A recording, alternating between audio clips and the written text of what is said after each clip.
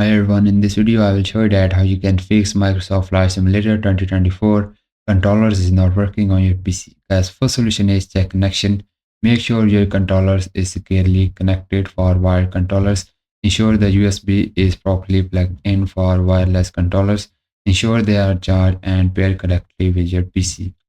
Now the second solution is open up the Steam, then just click on the Microsoft game, then just click on the gear icon, then go to your game properties, and on the left hand side just go to the controllers, and here in the override controller setting just choose the disable Steam input.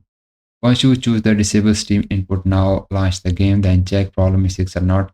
Now if your controller is still not working, then just go to the properties again, go to the controllers and choose here the enable Steam input. Now launch the game, then check. If your controller is still not working, then just choose the use default setting. Now launch the game, then check. Now try all of these three and see which work for you. And I hope one of these fix your problem. And if yes, please like this video and bye bye.